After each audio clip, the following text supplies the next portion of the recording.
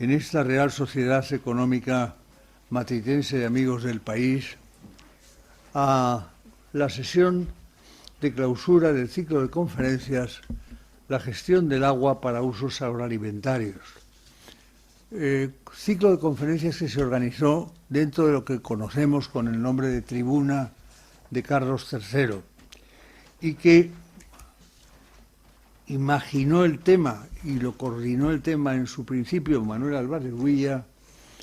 Me pidió a mí que colaborara desde la primera de las conferencias y así lo hemos hecho todos los que estamos alrededor de la mesa y otros muchos que faltan hoy, entre otras cosas porque es viernes y el viernes es un día incómodo para el viaje, incómodo para las estancias y que hace más difícil las coincidencias.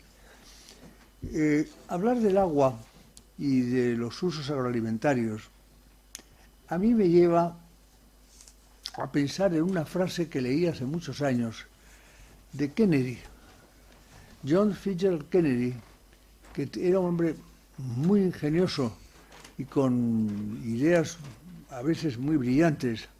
En un momento determinado dijo: aquel que descubre el secreto del agua tendrá que recibir 2 premios Nobel, el de la ciencia y el de la paz. Y tenía razón, porque el agua ha sido un motivo de conflicto permanente, abierto, entre pueblos ribereños, a un lado y al otro del río, entre zonas más o menos desérticas. Y si hoy nosotros miramos lo que está ocurriendo en el mundo, yo tengo aquí una relación que no voy a mencionar, pero os podría ir enumerando la cantidad de ríos artificiales que se están haciendo desde Afganistán a cualquier otro país del mundo, ríos de 250 kilómetros, de 300 kilómetros, ríos con conflictos como el que ha ocurrido entre Etiopía y el Nilo, Etiopía en lo alto del Nilo, el Nilo, el bajo, las partes bajas del Nilo, por el aprovechamiento de las aguas de la famosa presa del Renacimiento, llamada así, porque era la presa que permitía renacer a Etiopía en sus funciones energéticas, básicamente, no tanto acuíferas o de riego, pero sí eso provocó sus incidentes entre unos y otros. Quiero decir que si habláramos de todos estos temas, no estaríamos la tarde entera o varios días tratando sobre esta cuestión. No es ese nuestro objetivo, no es lo que queremos. Estáis todos en la casa, en la Torre de los Lujanes, la llamada Torre de los Lujanes, el edificio civil más antiguo de Madrid, que está situado, como acabáis de ver, en la Plaza de la Villa, que procede de la época de cuando Carlos III promueve la creación de las reales sociedades económicas y se van generando por distintos lugares de España y entre otras se genera la Real Sociedad Económica Matritense de Madrid. Bien, estamos en el siglo de las luces. Esta se crea en 1775, está ahí la placa que lo recuerda, y se crea bajo el lema de Socorre enseñando. Se trata de ayudar a promover la igualdad entre las personas en una sociedad muy clasicista en aquel momento, y eso se intenta hacer mediante enseñar a unos y a otros. Esta sociedad, donde estamos hoy, presidente, quiero decirles a ustedes que no he empezado por hacer lo que debía de haber hecho, que era haber saludado a nuestro presidente, el señor Mesa, que es el presidente de todas las reales sociedades económicas de toda España y, por tanto, que agrupa a todo el conjunto de reales sociedades, entre las cuales Madrid es una más, pero él los preside a todas. Esta sociedad, esta de Madrid, fue presidida en un momento dado por Jovellanos. Jovellanos, que fue un hombre ilustrísimo e ilustradísimo. Jovellanos, que fue un hombre que hizo y promovió desde aquí el llamado Informe sobre la Ley Agraria. Y en el Informe sobre la Ley Agraria, él fijó una frase en la cual, cuando distingue entre los bienes libres y bienes económicos, dice: España nunca será grande mientras las aguas de nuestros ríos no lleguen al mar. él tenía la obsesión de la captación de las aguas para el riego. Y fue una obsesión que esta casa la asumió desde el primer día y la ha venido manteniendo sistemáticamente. Hace un año aproximadamente, Manuel Álvarez Builla, gran jurista, procurador de los tribunales, decidió lanzar la idea de que la tribuna Carlos III, promoviera un ciclo de conferencias a lo largo del año sobre un tema que tuviera interés en Madrid, en Jaén, en Albacete, en Extremadura, en Valencia, en todas partes. Y de ahí nació la idea del ciclo de conferencias sobre la gestión del agua para usos alimentarios. Él me confió a mí la apertura de aquel ciclo, lo hice con sumo gusto, no sé si con acierto o no, pero desde luego sí, con sumo gusto, y hoy no voy a hablar del agua, ya lo hice entonces, sois vosotros los que vais a hablar, pero sobre todo hemos querido traer a una persona muy singular para que lo hiciera. Manuel Álvarez Builla, como digo, nos trajo al tema de la sequía, y nos trajo al tema de la sequía y de los ríos cuando estábamos en plena sequía, porque hace un año, ¿quién no recuerda los sufrimientos que pasamos y que pasaron todos los agricultores de España? Eso lo puede decir muy bien Andrés del Campo, que va a ser nuestro conferenciante y que ha sido hasta hace muy poco presidente de la Federación Nacional de Cooperativas, de Comunidades de Regantes de toda España.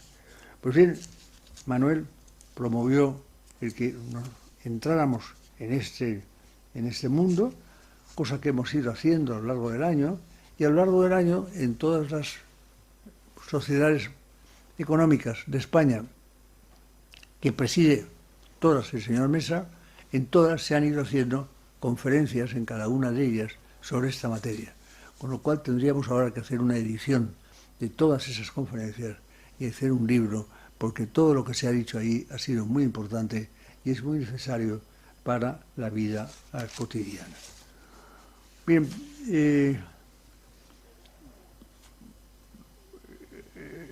tenemos la presencia hoy de Andrés del Campo.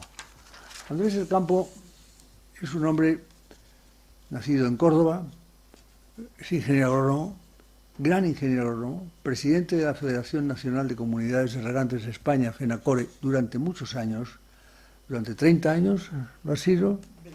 28. No me he equivocado en mucho. Presidente durante 2 mandatos de la Asociación Internacional que agrupa a más de 9 países del centro y norte de Europa, miembro del Consejo Nacional del Agua, miembro cofundador del Foro del Agua, vocal de la Junta de Gobierno, en definitiva, todo un conjunto de títulos, cargos, distinciones ganados con el esfuerzo, ganados con la inteligencia, ganados con la capacidad de transmitir su conocimiento, su gran conocimiento sobre el mundo del agua. Y es por eso que el rey le dio en su día, y el ministro de Agricultura, la encomienda de número de la Orden del Mérito Agrario. Es colegiado de honor desde el 2008 del Colegio Oficial de Ingenieros Agrónomos de Andalucía y es Premio Columela 2020 otorgado en Sevilla.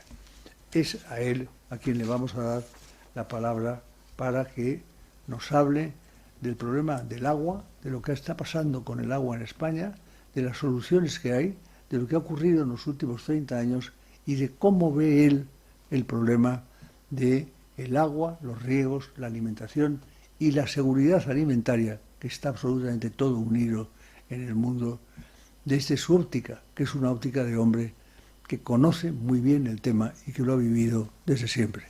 Andrés, te agradecemos muchísimo tu presencia aquí, que te hayas desplazado hasta estar con nosotros y tienes la palabra para ilustrarnos. Muchas gracias. Muchas gracias, señor presidente de la Red de Reales Sociedades. Algo ha pasado. Bien. Sí, un momentín.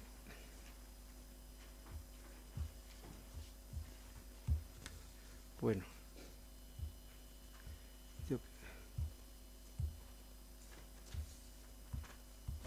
No sé qué pasa. Bueno, necesito las diapositivas porque lo he estructurado. Ah. He estructurado la conferencia. Que está en la pantalla. Bueno, a ver si con verlas allí, vale, perfecto. Aunque yo no las vea, tengo aquí una copia y miro aquí. Bien. Vale, sí, ya las voy pasando. No era por ponerla a más tamaño. Ahora, pero ya sale muy bien. Vale, pues muchas gracias. Bien. Había estructurado. Bueno, muchísimas gracias en general por supuesto a la Real Sociedad Económica de Amigos del País de España. La verdad es que me he quedado maravillado cuando he llegado aquí y he conocido no solo el local, sino que cuando una asociación de este tipo es capaz de celebrar el 250 aniversario, pues quiere decir varias cosas que son importantes. La primera, que tiene un carácter apolítico. No le han influido los diferentes gobiernos, guerras, dictaduras, democracias, y ha superado todos esos escalones. Y la segunda, que persigue el bien común, que es lo que hoy muchas veces estamos tan escasos en los tiempos actuales tan modernos, que ya sí son intereses específicos los que se persiguen, más localistas, y con el mundo del agua todavía más. Pero en fin, no quiero entrar en ese tema, pero eso dice mucho de la sociedad. Y nosotros en la Federación Nacional de Comunidades Regantes tenemos también muchas comunidades regantes muy antiguas, incluso las más antiguas, que son las del Tribunal de las Aguas, pues tienen 1200 años de existencia. Y estoy acostumbrado a asistir, como yo digo de broma, a cumpleaños, aniversarios, 700 aniversarios, 750, 800 de comunidades grandes. Hay más de 7000 comunidades en España. Y la verdad que tienen una antigüedad. Estamos ese movimiento extendiéndolo por todo el mundo. No voy a hablar de comunidades de regantes hoy, solo líneas generales, de que son corporaciones de derecho público, pero que el modelo de las comunidades regantes es lo que más interesa en otros países. Desde hace unos años soy presidente de una asociación que fundé, donde están los países de Europa, el Euro-Mediterranean Irrigator Community, están los países de Europa y Norte de África. Entonces lo que nos demandan siempre es cómo funcionan las comunidades regantes, cómo se organizan, copias de los estatutos de las diferentes comunidades, porque que siempre les digo, primero tienen que tener un carácter totalmente apolítico, y ya hay muchos países que se echan para atrás, ¿no? Eso de entrada. Y segundo, pues eso, esa independencia económica fundamental, y que los agricultores los que de algún modo democráticamente, sea cual sea el sistema de gobierno de la nación, se puedan elegir, como ha pasado aquí, siempre. Y claro, y esa es la forma de que se eligen entre ellos, los jurados de riego que se organizan son los propios regantes, y todo elegido de un modo democrático, y esa es la forma. Con lo cual, la sociedad, evidentemente, económica de Amigos del País, por supuesto que, como digo, cumple perfectamente esos objetivos. Que sobre todo el bien común, insisto en el bien común, porque es que algo que ya hoy día no es fácil encontrar. Bueno, había estructurado mi intervención en 3 partes. Una primera introducción, ahora, general, donde quiero exponer algunas ideas generales nada más. Una segunda, que es un poquito más técnica, pero la voy a hacer más amena porque tengo muchas diapositivas. Voy a dar muchos datos, pero van a ser con unas gráficas que las podemos pasar rápidamente.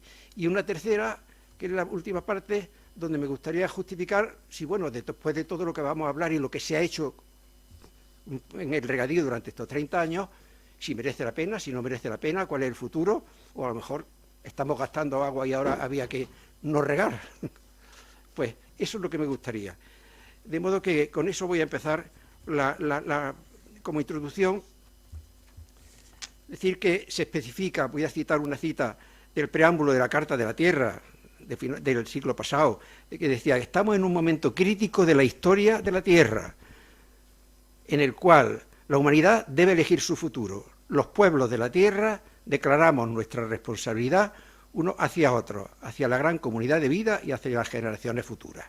O sea, ya empezamos a pensar, tenemos que pensar también en ese futuro, sin duda. Desde el principio del mundo ha existido en cada generación un grupo de hombres que han estado encargados de garantizar la supervivencia de sus congéneres, practicando agricultura y con la ayuda del agua.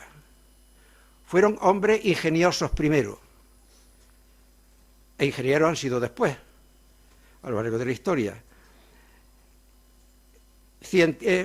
Curiosos al principio, fijaban, crearon muchos artilugios, muchas cosas para llevar agua. En fin, tenemos desde la época, desde la prehistoria, sistemas de movimiento de agua, de riego, etcétera, etcétera, sin presión. Pues bien, estos curiosos al principio han sido científicos más tarde. Los que entonces eran jefes de tribu antes son responsables públicos hoy, que son los que de algún modo gobiernan y llevan a las masas, las organizan, las dirigen, pues no a las masas, a los núcleos de población. Hoy día se le lleva el agua a las poblaciones, etcétera.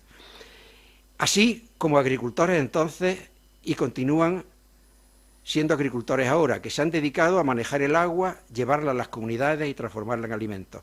Gracias a su labor se ha podido regar la tierra, abastecer las poblaciones, evitar inundaciones y disponer de agua en épocas de sequía. Hoy día la humanidad no sería lo que es si no hubiesen existido estas personas que hoy son como una gran familia compuesta por agricultores, técnicos de la administración, investigadores, misioneros y religiosos que han transmitido todas las técnicas de agricultura a muchísimos países, profesores, fabricantes, distribuidores de equipos relacionados con el regadío o los productos agrarios, incluso entidades financieras y un largo etcétera. Todo ese conjunto forman los hombres, entre comillas, del agua podríamos llamarle. Muchos deberían pensar que han sido los héroes de la historia, sin embargo hoy ocurre lo contrario. Los agricultores no estamos de moda, pasamos una verdadera crisis de popularidad.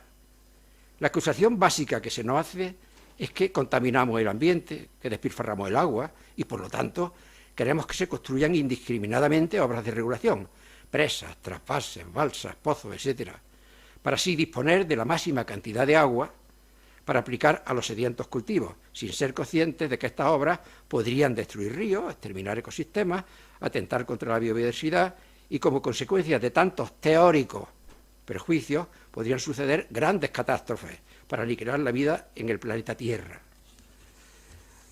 Esta idea catastrofista de nuestra actuación va calando poco a poco en la sociedad y podría ser asumida por todo el mundo.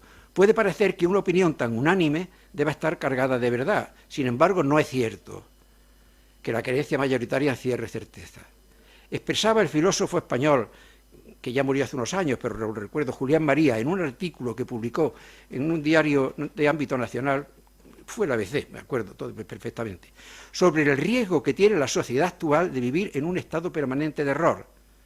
Este gran pensador decía, casi todo lo que se oye o se lee se resiente de insuficiencia, falta de rigor, de cautela. Se deja que el error se alíe con otros errores que van tendiendo una red que nos aleja de la verdad. Ese estado de error se adueña de las opiniones, condiciona a los dirigentes, acobarda a los expertos y confunde a la sociedad. La consecuencia es que a base de repetirlo una y otra vez se consigue crear un ambiente universal de falsedad que es el que vivimos probablemente con la agricultura y especialmente el mundo del riego. La raíz del cuestionamiento de los regadíos está en el medio ambiente. Parece que el amor y el respeto a la naturaleza son incompatibles con el uso del agua para riego y sobre todo con la obra hidráulica. Y hoy nada más lejos de la realidad con el nivel de tecnología ya existente. En su día, incluso el Papa Benedicto XVI, con ocasión de la Cumbre Mundial sobre Seguridad Alimentaria, habló sobre la necesidad de que se madure, decía textualmente, una conciencia solidaria que considere la alimentación y el acceso al agua como derechos universales de todos, sin distinciones ni discriminaciones. Y añadió, el problema de la seguridad alimentaria debe ser planteado en una perspectiva a largo plazo, como las obras hidráulicas, y promoviendo el desarrollo agrícola, decía, fundamentalmente en los países más pobres que necesitan ayuda mediante infraestructuras rurales, sistemas de riego, etcétera, obras de regulación, etcétera, utilizando los recursos humanos naturales y socioeconómicos que se pueden obtener en el propio lugar. Estos objetivos podrían conseguirse si se pudiese disponer de agua garantizada, mediante balsas, embalses de regulación y trasvases para transportarla, disponer de agua también de procedencia tanto superficial, ríos o lagos, como subterránea, acuíferos. En los países desarrollados ya existe un nivel más o menos aceptable de infraestructura hidráulica, ocurriendo lo contrario en los países en desarrollo. En el mundo hay más de 40.000 grandes embalses y la robustez de un país o una región ante los fenómenos atmosféricos dependerá del nivel de regulación de sus correspondientes cuencas hidrográficas.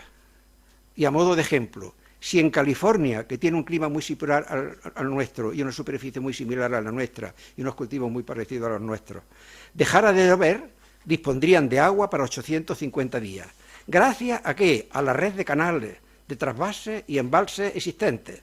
Sin embargo, si esto ocurriese en Europa, no digo en España, en Europa, se podría disponer de agua garantizada solo para 72 días.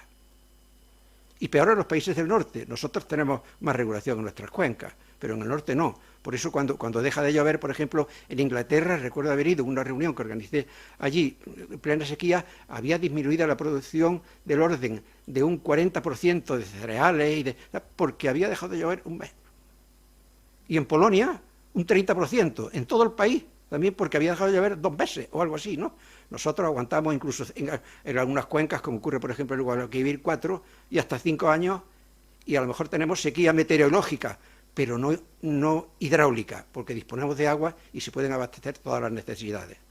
Bien, pues en países de clima árido y semiárido, como es el caso del clima mediterráneo de España, ante la posibilidad de ese cambio climático, se van a agudizar las condiciones naturales que obligaron en su día a los países con recursos económicos a construir embalses debido a una mayor variabilidad, tanto interanual de la pluviometría y una peor distribución, tanto espacial como temporal. De igual modo, la agudización del carácter torrencial de los ríos y la prolongación de periodos secos derivados del posible cambio climático también se podrán equilibrar mejor si se dispone de infraestructuras suficientes, para poder regular las cuencas hidrográficas, mitigándose de este modo los principales efectos negativos del cambio climático, que son lo único que coinciden los estudios, de ese cambio climático que no entro en quién lo pueda provocar o no, que siempre ha habido cambio climático a lo largo de la historia. O sea que lo que está pasando no es nada totalmente anormal. Yo recuerdo en una conferencia que hice sobre sequía, puse toda la pluviometría de los 100 años del siglo pasado. Solo en uno había habido 6 años seguidos de sequía. Los demás, como máximo, 4 o 5 años normales, venían luego otros 2 o 3 con deficiencia grande, una sequía que podía durar como mucho, 5 años, solo 6. Ya hemos tenido en este siglo ya uno, quizás, no llega a 2, hemos tenido a punto, pero ahora pondré un ejemplo que se ve claro. Porque lo único que coinciden es que la frecuencia de las inundaciones puede ser mayor y de las sequías, pero no que vaya a llover menos, sino que va a llover de distintas formas. Con lo cual, si llueve más en un sitio que en otro, sí se puede llevar de la cuenca a lo que no hay es la solución. Ya en España, por cierto, en el 11% de su superficie, durante el siglo pasado, caía al 40% de agua, de los recursos que podemos tener, y en el resto, que era casi el 80%, no, casi no, al revés, casi el 90%, pues el 60% restante, con lo cual hay una diferencia grande, aunque en general llovía bien.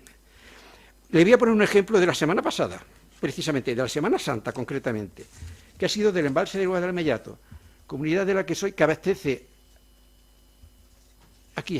que abastece de agua a Córdoba y a la comunidad de regantes del Guadalmellato, que se hizo con el decreto de 1908, que se tiene casi 100 años. El embalse se hizo, recuerdo, lo inauguró el rey Alfonso XIII en el año 1923. Entonces, voy a centrarme, por no perder tiempo, pero sí decir lo que ha pasado. Vamos, el Ayuntamiento de Córdoba necesita 24 hectómetros cúbicos al año. Se queda de reserva 3 años, 72 hectómetros cúbicos. Antes de la Semana Santa se puede ver en el gráfico cuando empezó a llover. El gráfico, perdón porque no veo lo que pone allí bien, pero bueno, empezó a llover justo la Semana Santa, o sea que ahí tengo puesto desde el año, desde el año no, desde el mes de abril, el 15 de abril al 15 de aproximadamente, desde marzo a abril, tampoco lo veo aquí porque están números chiquitines. De modo que... y vemos cómo, por ejemplo, qué pasó con cómo el 24 de marzo, que es cuando empieza la curva que se viene, esas rectas de arriba, es cuando empezó a llover, y en una sola semana cayeron 175 litros. A la derecha tengo puesto que supuso 62 hectómetros cúbicos en una semana. Y tuvimos que desembalsar 8 hectómetros cúbicos, una presa que tiene 160 metros cúbicos, o sea que, hectómetros cúbicos, perdón, o sea que no es pequeña, y es presa que tiene ya casi 100 años, no es antigua. Tenemos romanas también, en Badajoz y en Cáceres, por Serpina y Montalvo. Bueno, en resumen, que después de la Semana Santa, en la comunidad de regantes del Guadalmellato, la que presido desde hace, no lo sé, me nombran cada 4 años, pero debo llevar ya, no quiero hacer cuentas, pero a lo mejor 40 o más, no sé, pero de ese orden, y yo creo que me renovarán dentro de unos días que toca otra vez, 4 años, pero bueno. La cosa es que no teníamos agua ninguna, y ahora tenemos agua casi para 2 años, y además hemos desembalsado todo en una semana. Si no hubiese habido un embalse allí con capacidad suficiente, pues estaríamos sin poder regar. Eso a nivel de España es general, porque ocurre en todos los embalses. Y además la ciudad de Córdoba, como la mayor parte de las ciudades de España, necesita una reserva de 3 años, o sea que los regantes empiezan a tomar agua de un embalse cuando se comparte, como la mayoría, con abastecimiento a poblaciones por la prioridad de uso de la ley. Lógicamente el agua se reserva para las poblaciones, pero mínimo generalmente 2 y hasta 3 años. A partir de entonces empieza a haber agua disponible para riego, aunque tenga concesión administrativa desde esos 1000 y pico años que decía antes de algunas comunidades de regantes. Con lo cual esa ha sido la gran suerte para toda la sociedad, que gracias a esa iniciativa de los regantes, que en su día, por el hambre que había en España y tal, se promovió la construcción de embalses, está viviendo todo el mundo, estamos viviendo todo el mundo. Pero bueno, y entro ya un poco en el regadío en España. El regadío es el que más agua demanda, una dotación bruta para todo el país, 24.000, redondeo, 24.000 hectómetros cúbicos, 24.250, y representa casi el 80% de los usos consultivos en años atrás. Hoy, lo vamos a ver ahora, luego con detalle, se ha reducido un consumo neto de 15.495 hectómetros cúbicos en todo el país, en torno al 63% según el Instituto Nacional de Estadística. La inversión en modernización de regadío, que ha sido importante, en eso sí se ha actuado bien. Todas las administraciones han colaborado en ese sentido. Entre inversión pública y privada han sido del orden de 5.000 millones de euros en el periodo de 2000 a 2020. Con los fondos Next Generation y la aportación de las comunidades de regantes está prevista una inversión total de 2.100 millones. Pienso que de los fondos Generation han sido 140.000 millones de euros. 2.100 para agricultura no es mucho, pero en fin, no es casi nada. Espero que, siempre lo decía el ministro de Agricultura, digo, pero eso a nivel de gobierno, me decía la importancia que tiene la agricultura en un país, no creo que se represente con ese porcentaje, pero bueno, lo dejo ahí. En España el regadío supone, esto sí es importante, cerca de un 15% de la superficie agraria útil, o sea que también, para que se entienda mejor todavía, el 7,5% aproximadamente de la superficie de nuestro país produce, el regadío, produce un 60% de la producción final agrícola y un 67% de la producción final vegetal. Actualmente, a nivel mundial, el regadío supone alrededor del 20% de esa superficie agraria total y produce el 40% de la producción final agrícola. O sea que, evidentemente, es mucho más eficiente el regadío nuestro y además está muy modernizado. Eso es lo que vamos a ver. Yo voy a contestar a la pregunta de qué ha pasado en el regadío durante estos 30 años. Bueno, estos son unos datos, no, pero los vamos a ver muy deprisa, pero porque esto lo voy a detallar luego, sobre el secano, cómo ha evolucionado. Lo que quiero dar de datos, entre el año 65, aquí tenía datos de 60 años y los he puesto, casi, sí. Entre el 65 y el 18, el secano ha disminuido un 30%, un 30,7%. El regadío, en el 65 había 1 millón, está en millones de hectáreas, 1,8 millones de euros, perdón, de hectáreas, y se ha incrementado un 112,9. El total, sí, está en 3,8 aproximadamente, millones de hectáreas. Igual, la superficie de cultivo, como lo vamos a ver ahora, ha disminuido en general, a partir de la superficie cultivada en España, sumando el regadío y el secano, ha disminuido un 18%. El agua de riego, ¿qué ha ocurrido? Total, en hectómetros cúbicos, 9.800, 9.000, casi 10.000 eran los que se utilizaban en 1965, subió en el año 80 a 16.000 porque se incrementó la superficie. Sí, esto influye mucho, claro, los años 17, 14 total.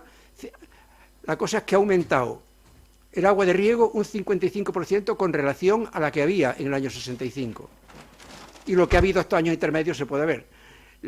La energía, ¿qué pasa con la energía? De 345 gigavatios totales para agua de riego, ahora mismo son 2.520 los que se están consumiendo. O sea que 630% ha subido, que eso evidentemente a cargo de los agricultores. Ahora, la dotación de 6.400 metros cúbicos por hectárea está en 4.000. La dotación en metros cúbicos por hectárea se ha reducido a un 37% y la eficiencia ha aumentado un 33%. Y la energía un 466,7%. Bien.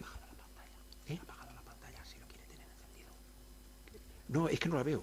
Por eso digo, se lo puedo... Lo que pasa es que igual tenemos que quitar la presentación. Ah, no, bueno. ¿A qué pasa? Se lo quito un momentito porque es que... Perdón.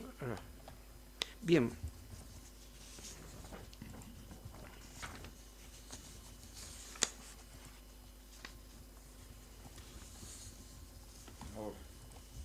Ah, estupendo. Arreglado. Que lo estaba viendo... Déjamelo preparado todo. Ahí ya está. Eso. Ya lo tiene. Eso. Perfecto. Pues paso, como lo vamos a ver con detalle, paso aquí al 7. Esta es la curva, por ejemplo, de la superficie cultivada. Cómo se ve perfectamente arriba en el año 1965. Total. La total es la verde, la de arriba, de 20 millones, 20,5 millones, y ahora mismo está la total en 16,8. O sea, se ha reducido la superficie total cultivada en España. El secano, ¿qué pasa con el secano? La amarilla, la segunda, de 18,7 pasa a 12,9. Se ha reducido, ya hemos visto los porcentajes antes. Esta es la representación de todo lo que hemos visto allá. Y el riego ha pasado de ese de 1,8, como está aquí en el 65, el azul de abajo, ha aumentado hasta 3,9, no llega, 3,80 y algo. Esto está aproximado. ¿Qué ha pasado con la evolución de los sistemas de riego en España? Ha habido una transformación muy importante. Gravedad, que es el sistema de riego de compuertas clásico, de surco, de inundación, un riego poco eficiente en cuanto al uso del agua normalmente, porque hace falta una nivelación muy importante, muy bien hecha, para que ese riego sea eficiente, que se pueden conseguir eficiencias muy altas, pero es muy costoso. Pero energéticamente el coste es prácticamente cero, con lo cual energéticamente es un riego muy viable, pero sin embargo hidráulicamente la eficiencia es baja. Ha habido una transformación importante, el amarillo sigue siendo el total, la superficie de riego regada ha aumentado, en fin, lo vemos aquí, que ha pasado, que ya lo hemos visto antes, la amarilla, de 1,8 lo hemos visto a 3,7. El azul es riego por gravedad, riego de superficie. Vean que ha bajado, de 1,8 hemos pasado a estos datos.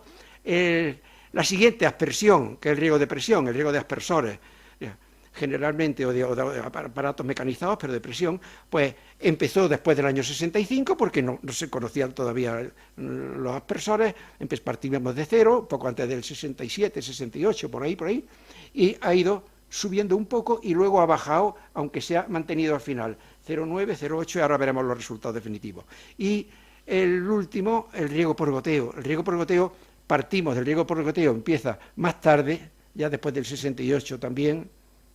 Sí, bastante después del 68, empieza casi en el 80. Sí. Estaba yo trabajando entonces y hacía proyectos de riego cuando empecé los primeros riegos por goteo. Recuerdo que el primer riego por goteo fui a verlo a Canarias. Y bien, hemos pasado hasta 2,1 millón de hectáreas del total de 3,7. Y ahora vemos, ¿y qué ha pasado con la dotación media de riego? Desde el año 90 hasta actualmente, estos últimos 30 años. Bueno, pues vemos, estas son las dotación neta, de datos del propio Ministerio, la curva empezamos por 5.000 y pico, terminamos en 4.000, lo importante es la tendencia, esa línea de puntos, cómo va bajando la dotación media de riego a lo largo de los años. Esos altibajos en la curva, si llueve más, se riega menos, si riega menos, en fin, pero en general la tendencia está clarísima. Esto es la evolución de la energía en gigavatios hora en total, de agua utilizada, de energía utilizada para regadío solo, en España. Pasamos de 345 gigavatios en 65, ahora pues vamos ya por 2.520. Insisto que lo vimos antes, pero es la curva y donde ha habido puntos de inflexión, que no me voy a parar ahí porque quiero llegar al final bien. La evolución de cultivos herbáceos y leñosos. ¿Qué ha pasado con los cultivos en estos 20 años? Por eso parto del 90. Bueno, los cultivos herbáceos son los de amarillo, pues se ha visto que han descendido. Estos son fuentes de Berbel, catedrático de la economía y del mapa que nosotros hemos adaptado un poco, hemos terminado los datos que tenían en la universidad para terminar en los 30 años. Bueno, vemos cómo han descendido, en fin, los riegos cultivos herbáceos generalmente que tienen más necesidades, y sin embargo los leñosos, que son los frutales y también el olivo y forestales incluso, ha aumentado sensiblemente. Hemos pasado de 0,8 millones de hectáreas, 800.000 hectáreas, realmente hemos pasado a 1.600.000 o 700.000 más o menos, vemos la línea verde. O sea que ha habido un incremento de cultivos arbóreos, de cultivos leñosos y una disminución de los herbáceos. ¿Y cuál ha sido la productividad a valores constantes? Pues, bueno, pues vemos igual la tendencia. 0,87 sería en el año 90, estamos en 0,97, o sea, la eficiencia ha aumentado en la utilización de la productividad precisamente, o sea, por cada metro cúbico los euros que se han producido en el mercado del producto que se haya cosechado. ¿Y cuál es la evolución de la balanza comercial? ¿Cuál ha sido? Desde 1997, que es donde he tenido los datos para que se viera la curva. Entonces vemos lo azul es la exportación, lo de abajo es la importación que ha habido estos años y lo que el regadío representa con relación a la exportación, que vemos como al principio, por ejemplo, he puesto el primer año y el último, pues en el año 97, que es el primero, considerado, se exportaron 183 millones de euros, se exportaron y se importaron 13.000, un saldo de 1.837, positivo. Tanto de los intermedios, algunos pues no tal, y entonces, por ejemplo, y el último, en el año 23, 70.431 millones de euros fue lo que se exportó y 54.900 lo que se importó, balance positivo de 15.000. O sea que vemos la diferencia, hemos pasado de un saldo positivo de 1.800 a un saldo positivo de 15.400. ¿Qué representa el regadío? Representa el 60% de todas las exportaciones. O sea, ocupando, hemos dicho, el 3,8 millones de hectáreas, se exporta, es responsable del 60% de la exportación. ¿Qué va a pasar si el trasvase Tajo Segura, que es fundamentalmente exportador, deja de regar? Se vendrá bajo la exportación. Además, considero que es un sinsentido cómo se está enfocando los recortes que se están haciendo al trasvase Tajo Segura, porque son temas, eso es la peor contaminación que hay en nuestro país, no es la contaminación difusa de los agricultores que tanto se habla. La peor contaminación de nuestro país es la contaminación política, usar el agua para fines políticos, intereses localistas, en fin, y eso es lo que crea conflictos, porque como no se persigue el bien común, como decía yo al principio de la sociedad matritense precisamente, pues claro, hay conflictos primero entre provincias, luego entre comunidades autónomas, hasta que llegamos a los usuarios. Con el agua es tuya porque es mía porque pasa por aquí, y no se dan cuenta que el agua es dominio público hidráulico, que es de todos los españoles. El mismo derecho al agua de Madrid tiene el madrileño que el de Cádiz, que el de Galicia, si es vialmente posible, pero tiene el mismo derecho. Bien, con esto lo que quiero simplemente, y este es el resumen, esta es la contestación, digamos, a la pregunta que se me hace. ¿Cuál ha sido la evolución de los sistemas de riego en los últimos 30 años? Bueno, pues hemos pasado. Es decir, la década, aproximadamente el año 92-93, por eso he puesto la década. Había 1.973.000 hectáreas, redondeo, o sea, el 59% del regadío total era se regaba por gravedad, riego de superficie. 800.000 hectáreas redondeo, que es el 24% de aspersión, y 568.000, que es el 17% de riego localizado, que es goteo y similares. En el año 22 tenemos 793.000 hectáreas de riego por gravedad, que es el 21%. O sea, si observamos, ha habido más de 1 millón de hectáreas que han pasado, que se han transformado de sistema de riego de superficie a otros más eficientes, que vamos a ver a continuación. El riego por aspersión y automotriz, que tenía el 24%, ha aumentado de 802.000 a 875.000, un poco, pero sin embargo es el 23,2%. O sea que riego modernizado también, pero tiene un coste energético mayor, con lo cual, en fin, eso ha frenado evidentemente también la transformación. Y el riego localizado, que había un 17% y 568.000 hectáreas, ha pasado a 2.102.528, el 55,8%. Entonces podemos decir en España que hemos modernizado la suma del de aspersión más localizado, y eso es prácticamente un 80, 8 y 2, 10, 5 y 3, 8, 1, 9, un 79%, o sea, alrededor del 80% del regadío español ya está modernizado. Con eso podemos ir con la cabeza muy alta en todos los países, y vamos, y lo decimos, y en Europa y en todos lados, presumimos, incluso tanto en valor absoluto como relativo. Antes, quien nos igualaba en porcentaje era Israel, porque tenía un 75%. No sé ahora, pero con los conflictos que hay, todo eso sí habrá aumentado algo, pero es que ellos tienen un total de menos de 300.000 hectáreas, 270.000 o algo así, más o menos hablo de memoria, y nosotros tenemos 3.800.000. O sea que hay una diferencia muy grande. Entonces, en ese sentido, las tareas se han hecho.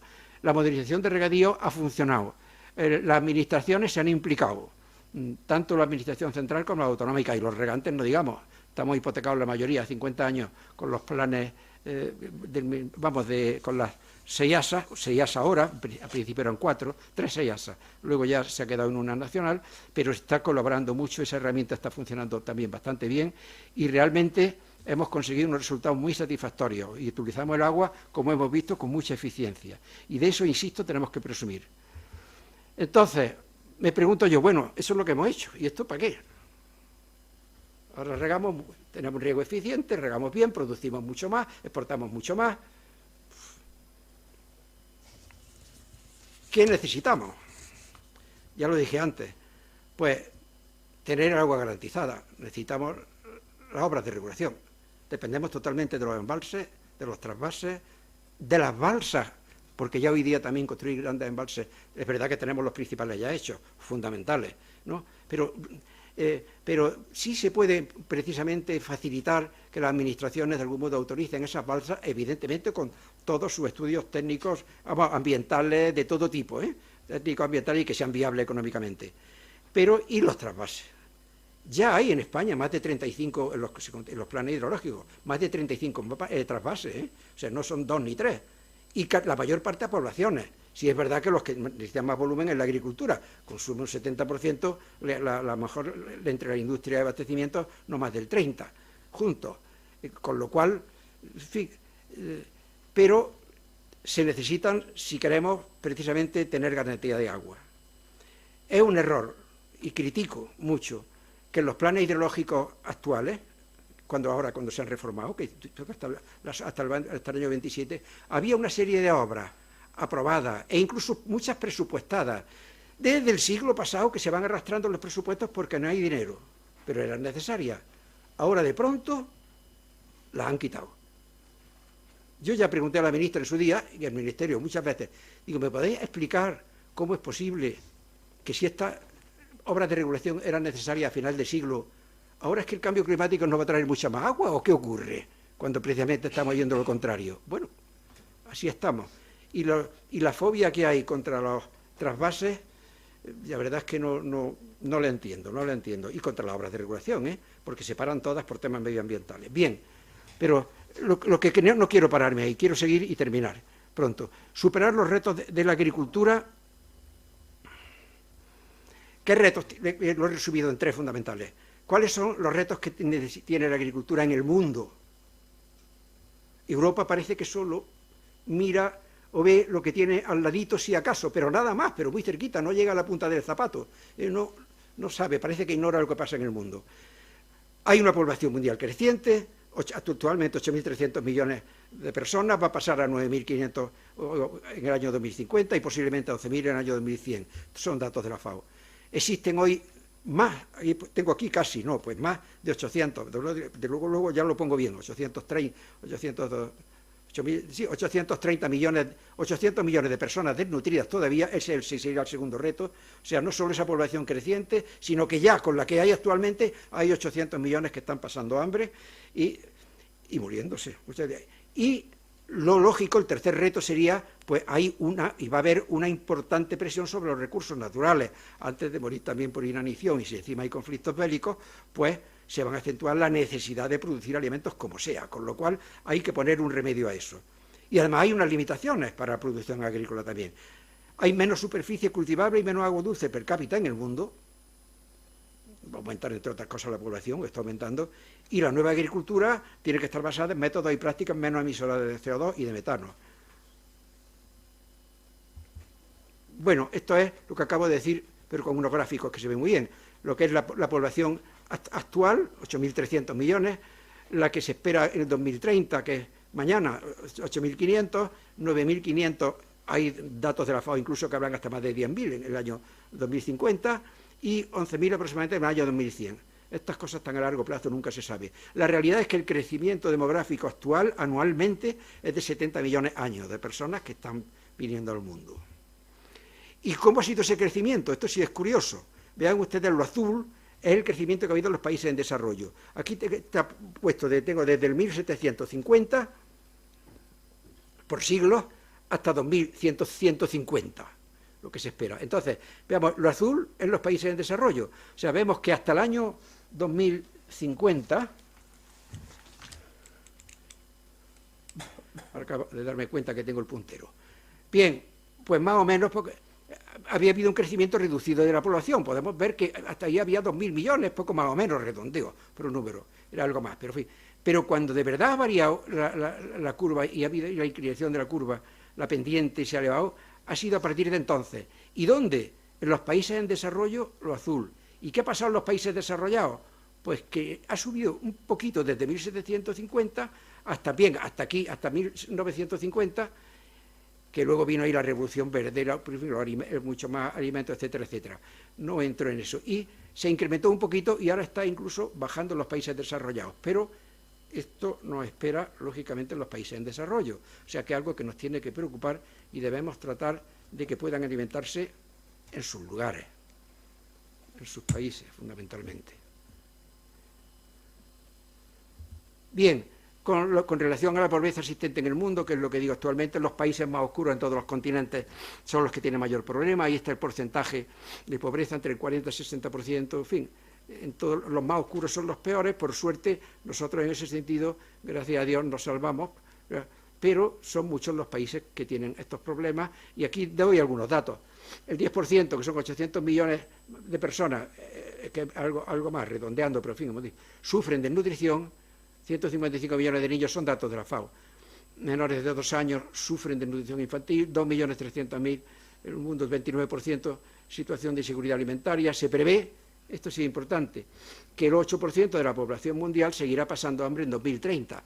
Se habían propuesto anteriormente que se acabase el hambre en el mundo, ahora está aumentando, sigue. Y eso es lo que hay. ¿Y cómo se puede solucionar el problema? ¿Qué dice la FAO? La FAO prevé que en el año 2030 el regadío podría aumentar un 20%, ya prácticamente lo ha aumentado en el mundo.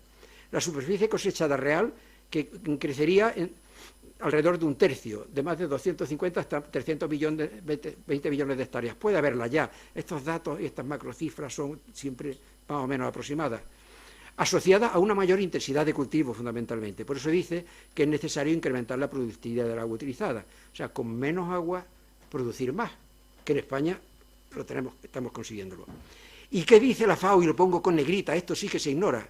La FAO advierte que la agricultura de este siglo debe incrementar la producción de alimentos en más de un 60% en el mundo antes del año 2050. O sea, estamos como estamos y tenemos que aumentar 60% de la productividad. Y las políticas la política agraria comunitaria va en sentido contrario. Ahora lo vemos. Aquí le voy a poner. La política agraria comunitaria, precisamente voy a decir, distinguir brevemente la política agraria comunitaria y la política agraria americana, que ha surgido como consecuencia a partir de Estados Unidos, viendo lo que estaba pasando en Europa, con México y con Brasil, se inició esta política que tiene dos objetivos que son comunes las dos. Los objetivos vinculantes a la recuperación de la naturaleza y protección del medio ambiente, que eso muy bien, como objetivo. Diferencia fundamental, la PAC se basa en la protección del medio ambiente y la disminución de la productividad agraria. Disminución. Obliga a dejar tierra vacía, tierras muy fértiles, ya obliga de antemano. Y luego además ahora con las medidas ambientales de disminución que ahora se van a modificar, porque el agricultor no puede vivir de esta actividad y es fundamental, hace que la agricultura sea sostenible, muchos de ellos, ¿no? Entonces, disminuye la producción. Curiosamente, ni conocíamos ni tenemos estudios de la paz que no se saben las consecuencias sociales, económicas, ni se han evaluado de estas medidas, lo que va a suponer.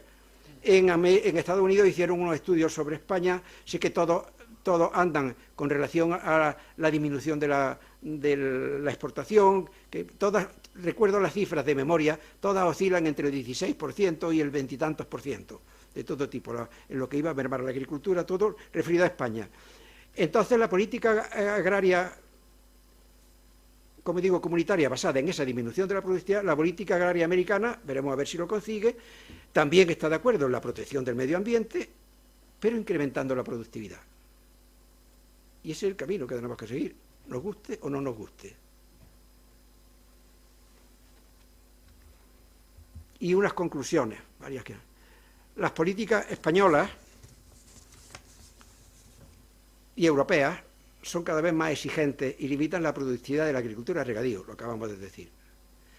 Para mitigar los efectos negativos del cambio climático, los regadíos del Mediterráneo necesitan tecnología y tener el agua garantizada mediante las infraestructuras de regulación necesarias. Hablo de embalses, hablo de balsas y otras bases. También, por supuesto, de la utilización de recursos alternativos como son las aguas regeneradas, las aguas desaladas y cualquier otro recurso disponible que pueda existir. Pero eso se puede utilizar como complemento. No es sustitutivo de, por ejemplo, un trasvase no se puede cambiar por todo el agua, no se puede regar una zona determinada, en vez de con agua de superficie o agua, sí, superficie da igual, o subterránea, regarla con agua superficial, quiero decir. Con agua desalada, por ejemplo, pues no, porque es que es inviable por los costes energéticos que supone. Los costes energéticos, sobre todo de la desalación, más del 60% del orden de los costes totales son energéticos. Hay que elevar un volumen de agua que la mitad o más hay que devolverla con una salmuera otra vez al mar. Ya tenemos otra limitación que nunca hablamos. También, un coste que nunca hablamos de él, pero va a ser fundamental, es la distancia que haya desde desaladora hasta el campo. Tiene que estar al lado del mar. Como esté un poquito retirado, esos costes energéticos no se han previsto. Pero sí hay que tenerlo en cuenta y la agricultura hoy por hoy no puede soportar esos costes. Entonces, un 10%, una cantidad pequeña, reducida, mezclada, como sí.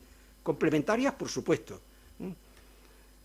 La pena es, que yo espero que sí se consiga, que cuando ya muchas veces me dicen, sobre todo en otros países, es que nos vamos a quedar sin agua. Digo, sin agua nunca en la vida.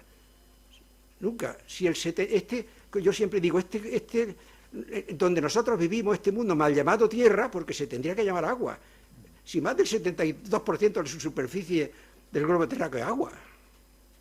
Y por el ciclo del agua tampoco se va a perder. Pero en fin, bueno, no quiero ir a las conclusiones para poder terminar a tiempo.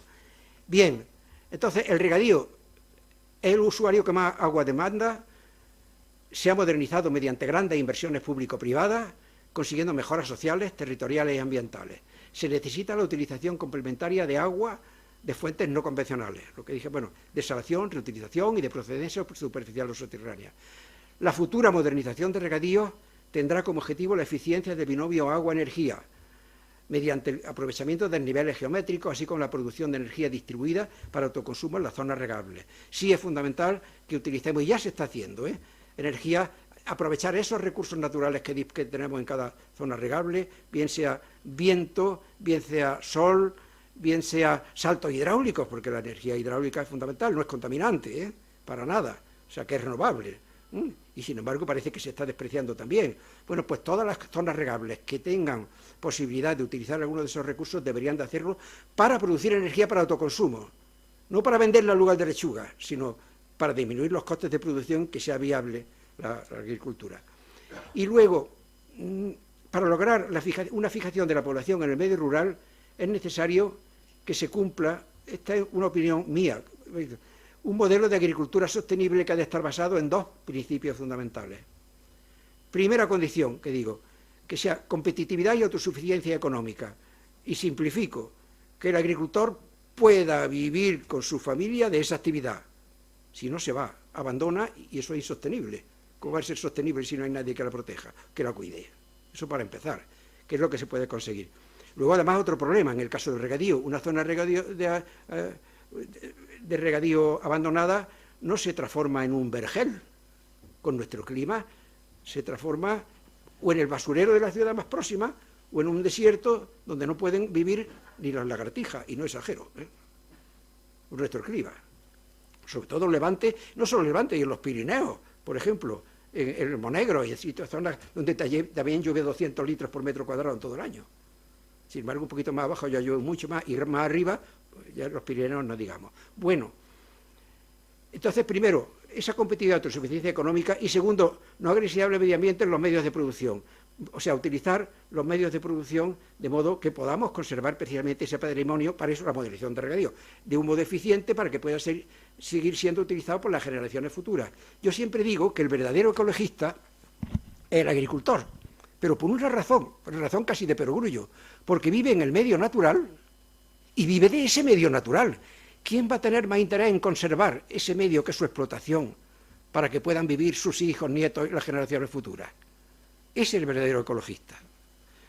Y de este modo, con este tipo de agricultura se consigue una múltiple rentabilidad económica, social, medioambiental y territorial.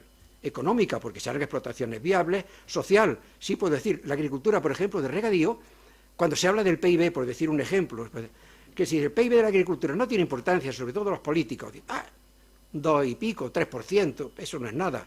Falso. Cuando desaparece la agricultura de regadío, desaparece todo el complejo agroalimentario asociado, todas las industrias asociadas, de manipulación, de fabricantes, de maquinaria, de tratamiento, de productos fitosanitarios, y no digamos asociar la mano de obra. Bueno, pues si se suman todos esos PIB, Producto Interior Bruto, de todos esos sectores que figuran en la industria y en servicios, o a lo mejor podemos encontrarnos que si desaparece la agricultura de regadío, desaparece del orden de un 15% a lo mejor del PIB en nuestro país. Y eso sí hay que considerarlo ya. Pues eso se ignora en general. Y por último, estamos viendo que hay que producir más y que hace falta alimentos. ¿Cómo lo podemos hacer? El regadío tecnificado y la biotecnología serán la solución para superar los retos de la demanda de alimentos, porque habrá menos tierra, menos agua y menos costes de producción, y se podrá producir más con menos y mejor. Y eso lo digo porque una hectárea de regadío en España, por ejemplo, si es de interior, produce como 5 o 6 de secano. Una hectárea, si se trata de una hectárea de un regadío altamente tecnificado, por ejemplo, ya tipo invernadero, una hectárea de regadío puede equivaler a del orden de 40 o más hectáreas de secano. Si tenemos que aumentar el 60% de la producción mundial a base de secano, como desde nuestro gobierno se ha dicho en algún momento, dice que había que reducir la superficie de regadío, como estamos, eso, 1.200.000 hectáreas en España, ya estoy hablando, y potenciar la de secano, que estamos viendo lo que pasa con la de secano, está bajando sola porque el agricultor no puede vivir de ella, ¿no? Pues si encima la potenciamos, la desgracia va a ser todavía mayor. Bueno, pues si se hiciese en base al secano en el mundo, iría en detrimento de selva y bosque, y eso sí que sería medioambientalmente inadmisible. Sin embargo, el regadío, ocupando mucha menos superficie, como he dicho, puede producir mucho más. Y esa es la realidad que tenemos en el mundo, aunque Europa no lo vea. Y se ponga contento cuando se suprimen regadíos, en fin, o se destruye un embalse, otra barbaridad. Si no, esto sí de dato es importante, si no hubiera obras de regulación en España y estuviésemos a merced del agua que discurre por los ríos de un modo natural, diríamos, tenemos ríos escénicos, qué bien, es lo que quiere Europa. Bueno, pues no podríamos vivir en toda España, ni siquiera 5 millones de habitantes, 5, durante los meses de julio y agosto, con los ratios de consumo actuales. Y estamos viviendo más de 75, entre los 47 o 48 que seremos de aquí, más los turistas de los meses de julio y agosto. O sea, esa dependencia va a ser ahora mayor, porque precisamente con ese cambio climático, como he dicho antes, donde lo único que, esto lo repito, porque lo único que coincide en los estudios, que esas lluvias van a tener un carácter torrencial y esos periodos de sequía más amplios, si no disponemos de obras de regulación, vamos, se podrán mitigar esos efectos precisamente con esas obras de regulación. Evitaremos los daños que producen las inundaciones y dispondremos de agua en época de sequía. Y he puesto el ejemplo del Guadalmellato, pero se pueden poner todos los embalses de España.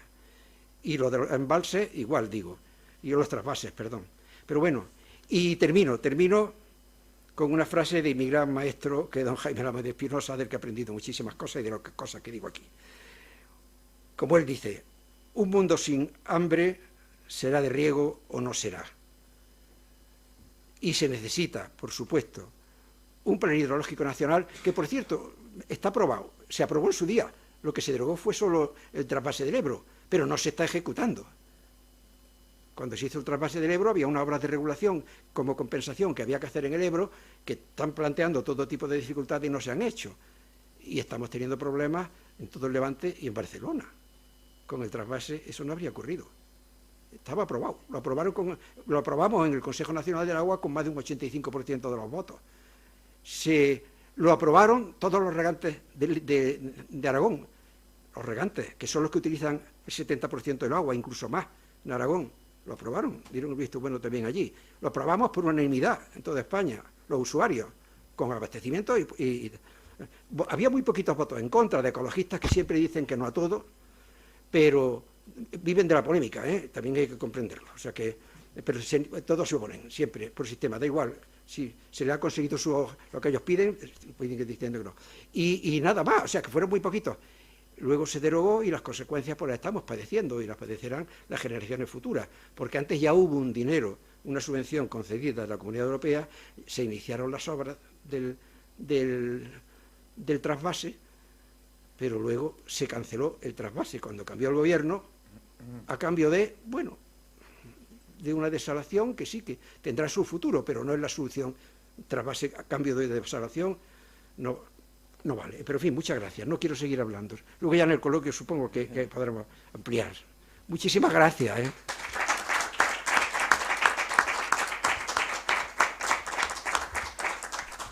Muchas gracias, Andrés, por tus interesantísimas reflexiones que nos tienen que llevar a muchas conclusiones, porque si uno va anotando cosas, empieza con las interconexiones de cauces, con los trasvases, con las energías, en fin, con todo un conjunto de cuestiones que tú has enumerado, y que lo peor del caso no es que estén ahí latiendo, no, es que hay una corriente de opinión en este momento muy fuerte, muy formada, y que actúa de un modo casi lobística, de tal modo que pretende llevarnos a un mundo con menos agua, con menos riego, con menos embalses, con menos tal, cuando los que estamos en esto pues estamos buscando precisamente lo contrario.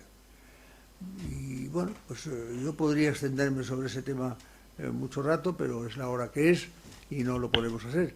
Así es que si les parece vamos a abrir el turno de preguntas, pero a mí me gustaría que la primera reflexión y la primera pregunta importante y reflexión importante le corresponda al presidente de la mesa, al señor Mesa, que ha estado escuchando durante todo el debate, toda la discusión, y que conoce muy bien el tema.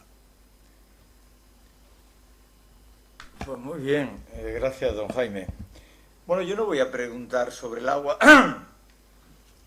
porque claro, aquí al lado de dos grandes expertos, ¿qué podría yo decir? Sí decirles que había pensado una idea muy sencilla. Empezamos aquí, Jaime, enero de 2022. Sí. Es decir, que llevamos ya de 2022 a 2023, ¿no? Quizá de 2023.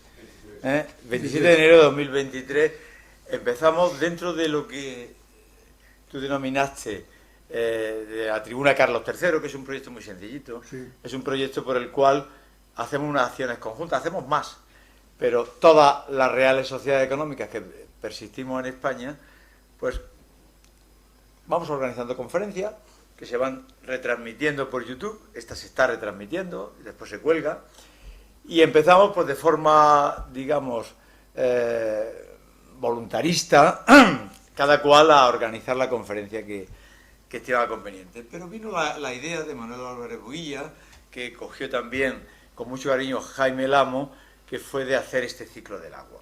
Y bueno, la verdad es que ha sido un éxito. Cuando empezamos allá por el 27 de enero de 2023 no sabíamos que íbamos a llegar al final, y hemos llegado al final habiendo implicado a todas las sociedades, a todas.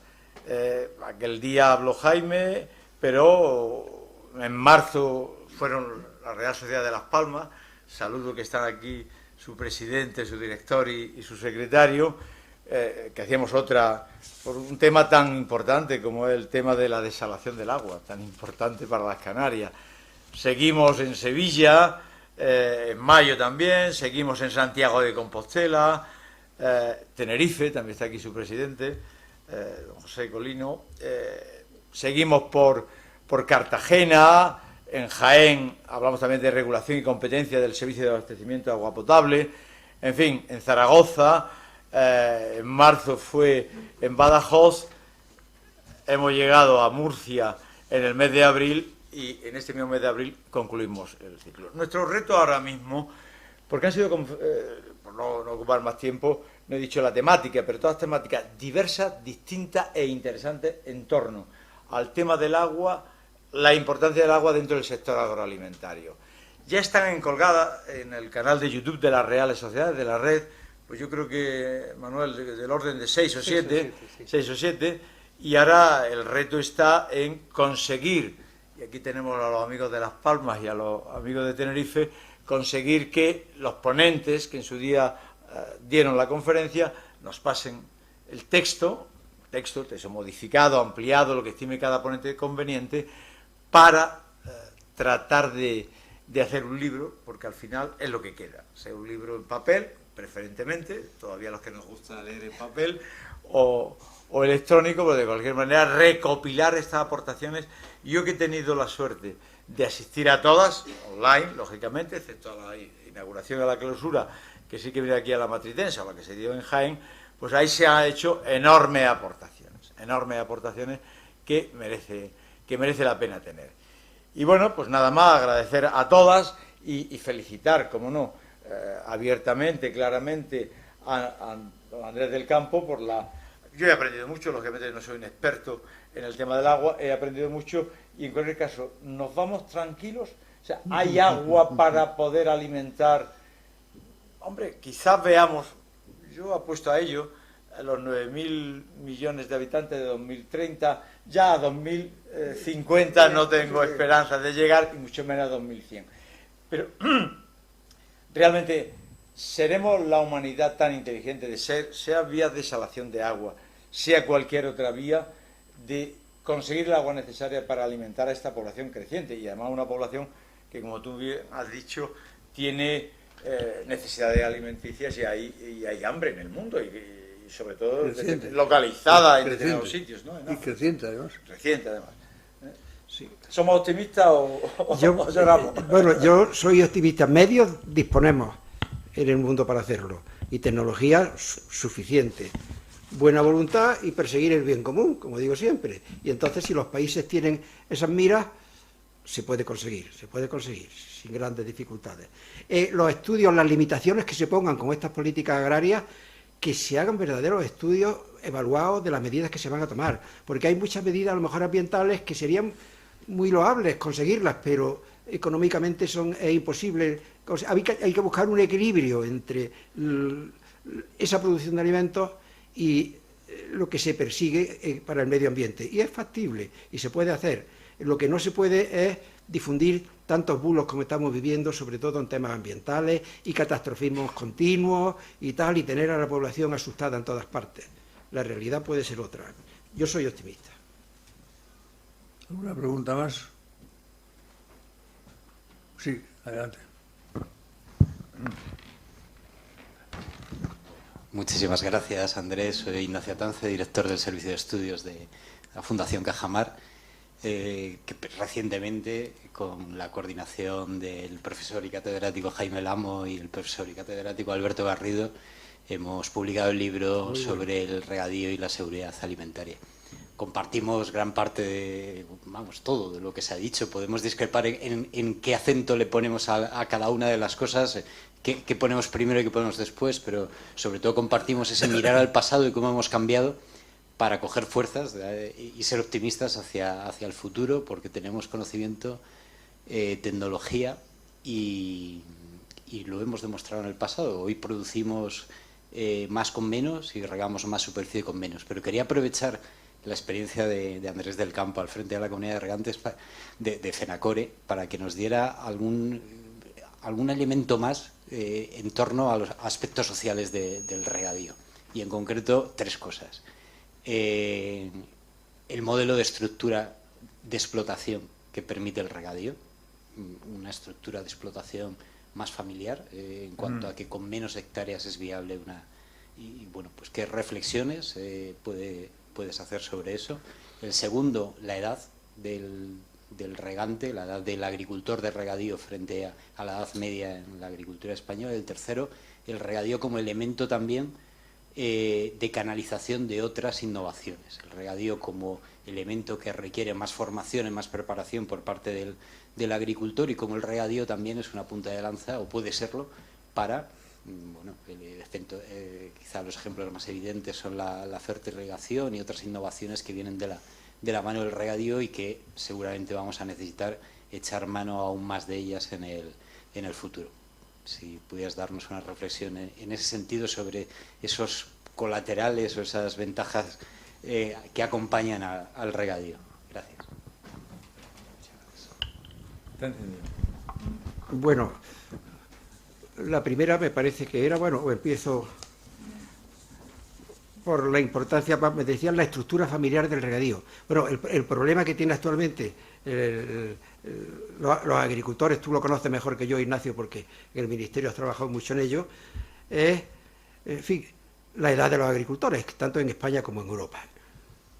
Precisamente como no es muy atractiva la producción agrícola, como está enfocada, y con ese desprestigio que se está utilizando, yo culpo sin duda a todos, desde el mundo de la política y del medioambientalismo un poco exagerado, hacia la agricultura, bueno, pues la mayor parte de los jóvenes prefieren trabajar en otra cosa que sea más segura, que no tenga que estar mirando al cielo, ni ser los malos siempre de los peores, que vayan diciendo, oh, soy agricultor, adiós, despilfarrador, tal. Bueno, entonces, yo pienso, creo que del orden creo recordar, me puedes corregir si te acuerdas de los datos que te voy a dar ahora, del orden más del 55% de los agricultores, y más del 60 incluso, tienen más de 55, más del 55% tienen más de 60 años, sí.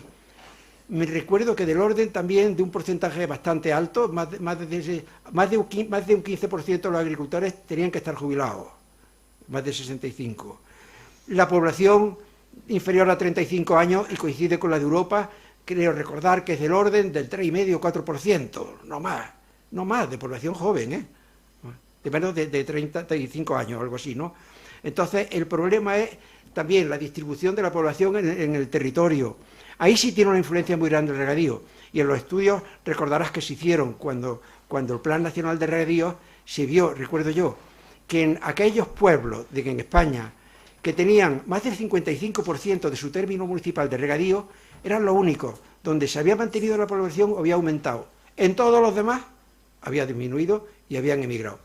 O sea que, en fin, ahora con las nuevas tecnologías, con todo eso se podrá potenciar un poquito que puedan quedar en el campo. Pero el problema es ese porque se ha provocado a que la gente joven prefiera de algún modo buscarse la vida utilizando. Bueno, Yo pongo un ejemplo, mis propios hijos, tengo 3 hijos y son 3 ingenieros, ninguno agrónomo, ninguno quiere saber nada de campo. Y lo he llevado al campo desde chiquito. Y podían haber seguido y les gusta, pero nada, o sea que, entonces, si yo que he querido no lo he conseguido, si no se han visto seguros, entonces, claro, eso por un lado. Me has preguntado también, ¿qué otra cosa? El regadío como vehículo para otras innovaciones. O sea, detrás del regadío viene un mundo de innovación que no... Por supuesto, pero incluso desconocido ahora mismo todavía para los regantes, y está viniendo. Evidentemente ahora con todas las nuevas tecnologías aplicadas, siempre y cuando sea viable económicamente para la agricultura, tendrá que intervenir mucho la administración con ayudas para que esas tecnologías puedan entrar. Y eso sería sobre todo en agricultores más jóvenes, que es más fácil. Con agricultores que sean muy mayores, bueno, pues muchos que conservan...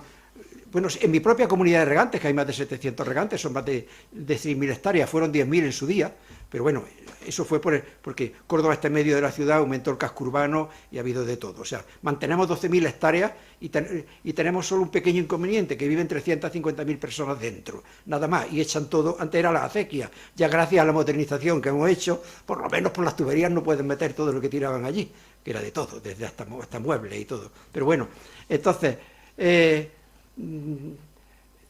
te comentaba eso, que con esa división que hay, o sea, que es fundamental el regadío, pero sobre todo también por el complejo agroalimentario asociado. Ese sí mantiene puestos fijos también.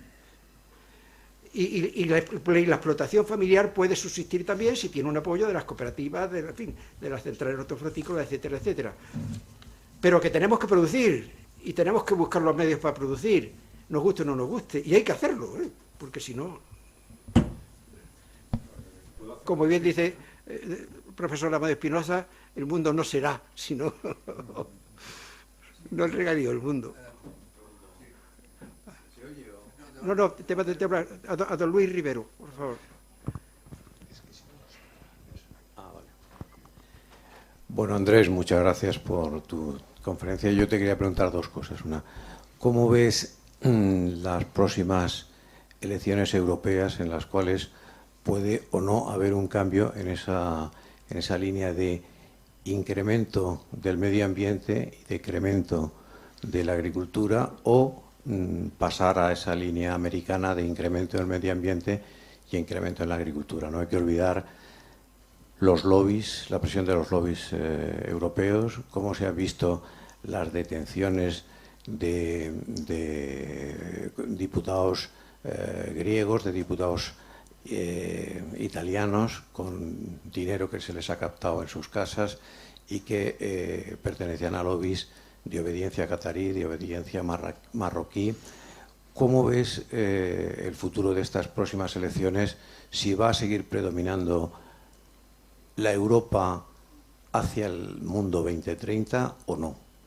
Primer punto. Y segundo punto, ¿qué te parece si realmente se hablaran de las cifras auténticas de lo que es el agua en España? O sea, el agua en España tenemos 110.000 hectómetros cúbicos. Vamos a suponer que con la que podamos tener de desalación más de aguas subterráneas, podemos decir que el dominio público hidráulico son 125.000 hectómetros cúbicos.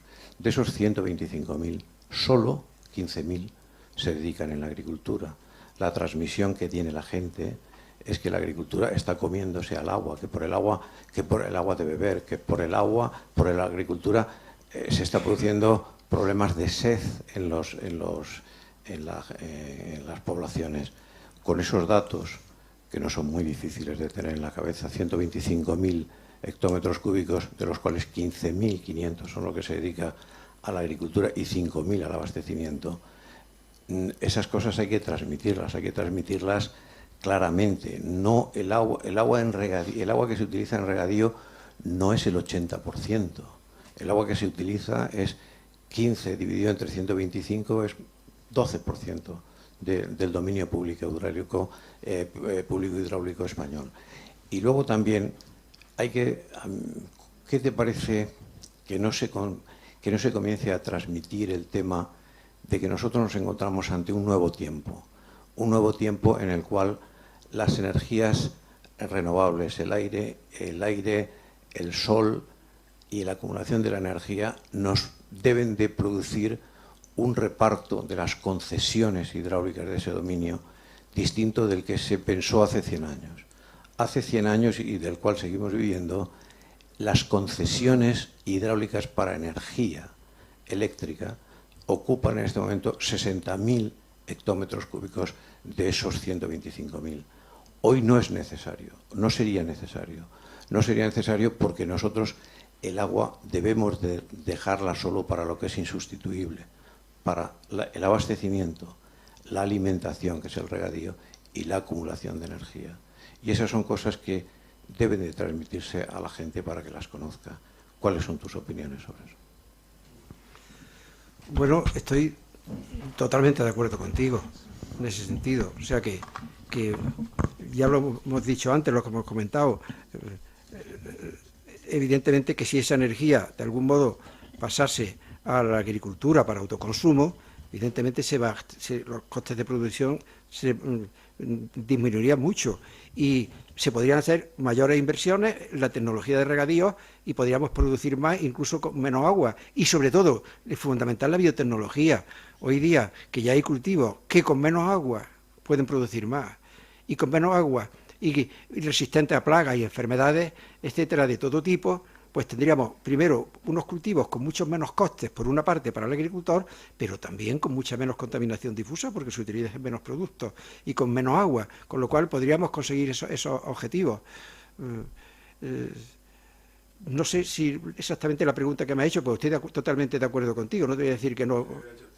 Sí, venga, dímela. Una, las elecciones europeas. Ah, sí. Sí, bueno. El léxico, si hay que emplear, transmitir las verdades, solo el 12,5% del agua se emplea en la agricultura. Y la tercera es, si no ha llegado el tiempo de las concesiones del dominio público hidráulico, que se transfieran de la generación de electricidad a lo que solo puede ser hecho por el agua. Totalmente de acuerdo. Sería lo comentado al principio, vamos, lo he comentado después de, ahora en esta intervención, después de la pregunta que me ha hecho. Estoy totalmente de acuerdo que pasase, por supuesto, a los usuarios esas concesiones, o de acuerdo con las administraciones, con las confederaciones, si es necesario, pero para los usos, para disminuir los costes de los medios de producción. La política en Europa, yo de algún modo estoy en el grupo de coordinación estratégica de la directiva en Europa desde el año 2002 y sigo, porque todavía sigo de presidente de la Asociación Internacional, y recuerdo que a veces he preguntado, digo, y estando nuestro ministro también delante, exponiendo estas razones, digo, bueno, y sobre la producción agrícola, sobre la disminución de la productividad, y digo, ¿y esto cómo es posible? ¿Cómo se puede comprender esto? Solo me decían, es que la sensibilidad que hay en Europa con respecto al resto del mundo es distinta, somos mucho más sensibles a tal. Digo, pero eso no era contestación, eso es lo que me decían.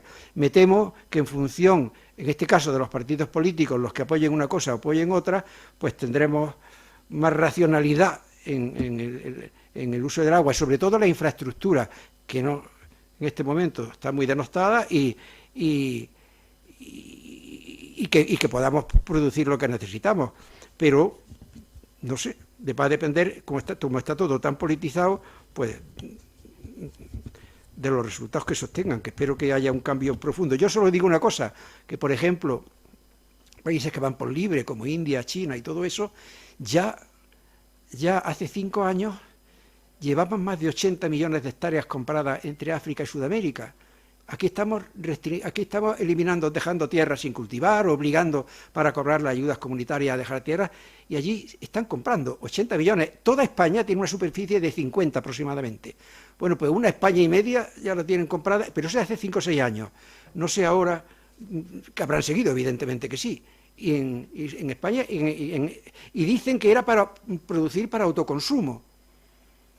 Con lo cual, no sé, pero el futuro de la agricultura parece que lo tiene, pero en Europa no lo ve. No entiendo. La política europea creo que está totalmente descaminada.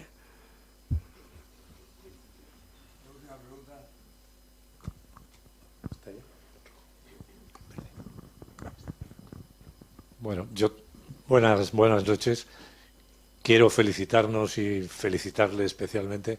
También, como ha dicho nuestro presidente, he aprendido muchísimo en esta reunión y en algunas de las preguntas que se le acaban de plantear. Mi intervención tiene otro sentido, un sentido quizá más superficial, pero que también creo que hay que tenerlo presente. Hacía mucho tiempo que yo no volvía a Guadalajara y tenía que recorrer lo que se llamaba el corredor de Lenares. He leído últimamente el modelo de éxito de Guadalajara. Guadalajara está creciendo en la zona del corredor de Lenares, de población, está dando mucho trabajo, tiene un porcentaje de desempleo muy inferior a la media española, pero ¿dónde se ha hecho o cómo se ha hecho esa mejora? Se llama logística. ¿Y dónde? Pues precisamente en la vega de regadío más importante que tenía Guadalajara. Y por lo tanto Guadalajara se ha convertido en esa parte que llamamos la España fea, es decir, todo lo que se destruye. Es decir, aquí estamos hablando de regadío, pero se nos está olvidando que ese proceso, ahora ya estamos hablando de reindustrialización. Yo he entendido aquí que estamos hablando de reagrarización también. Bueno, pues todo ese proceso ha llevado consigo cosas como las que un viajero que pasa por esas autopistas inmensas que no se puede ver nada, pero que está destruyendo esa zona y esos regadíos de los que usted estaba hablando. Y otra cuestión. En una de estas conferencias yo creo que han dado visiones distintas y contradictorias. El tema de la desalazón del agua, defendida desde Canarias, se plantea como alternativa y como alternativa con costes eficientes y con esos problemas que usted decía de la energía, no me voy a meter en ello porque no soy técnico en eso, resueltos. Hemos visto cómo medidas de urgencia ahora en Cataluña de repente se han lanzado a las desaladoras, viendo lo que eso puede significar. Yo no estoy tan seguro que lo que usted decía de las desaladoras, por eso cuando decían que hay que, a lo mejor el acento hay que ponerlo de otra manera, no estoy tan seguro en que sea solamente una cosa complementaria. Yo entiendo que puede ser una gran parte del futuro esas desaladoras. Gracias. Yo estoy totalmente de acuerdo, lo de la desalación. Y digo complementaria exclusivamente por los costes. Si conseguimos en la agricultura tener unos cultivos que nos permitan unos márgenes para... O la desalación, si conseguimos unos costes de energía mucho más económicos para que sea viable la utilización de ese agua para la agricultura, será viable, y será viable en determinadas zonas y para determinados cultivos, otros no, evidentemente. Por eso digo que podrá ser un complemento, porque hay que evaluar, y lo que dije anteriormente, el transporte de las desaladoras al campo, es muy importante. Si no, yo una vez le pregunté a la ministra, me acuerdo, cuando la desalación, a la ministra Cristina Narbona, digo, explícame cómo le vamos a llevar el agua desalada a los de Ciudad Real, desde Valencia o desde Murcia, desde dónde, tal. Pero en fin, eso hay que tenerlo en cuenta, porque a lo mejor, según los costes que tenga, pues se podrá decir, la desalación es viable siempre y cuando la agricultura sea de tal tipo de cultivo, y a una distancia de la desaladora de menos de 1 kilómetro, ya no es, pero que sí, que es fundamental, y además es un agua, en Canarias, por eso viven de eso desde el año de los pioneros, no en el mundo, desde el año 60 y algo, creo, 64, 65, creo recordar, sí. O sea que sí, bien. Y lo de la destrucción, la reindustrialización o ahora esa conversión en zona de servicios logística, destruyendo todavía aún más las zonas de regadío privilegiada que tenía esa zona. Nosotros estamos defendiendo en la Administración la nueva legislación que se está haciendo para explotación de energía, sobre todo fotovoltaica y tal, que las zonas de regadío, lo que nosotros planteábamos para que se modificara, al menos las que tienen financiación pública, donde hay un porcentaje de subvención importante, que no se transformaron, porque evidentemente, esa inversión, si no, no tendría sentido. A ver, cuando hay una subvención importante y al fin y al cabo se va a beneficiar una empresa que compre. Vamos a perder tierra de calidad, si es tierra de calidad, hay que poner límite en ese sentido. Hay muchas tierras de secano y otras tierras, a lo mejor, que son inviables. Y bueno, estamos diciendo que de secano, entre secano y regadío, hay menos de 20 millones de hectáreas ya en España. Pues hay todavía mucho terreno para poder poner esos huertos solares o lo que haga falta, que son necesarios y que necesitamos energía barata, más económica. Pues lo tenemos imposible. Pero tú, sí, don Luis, de la desalación y del tema tal. Mire, yo he dicho que el dominio público hidráulico son 125.000 hectómetros cúbicos.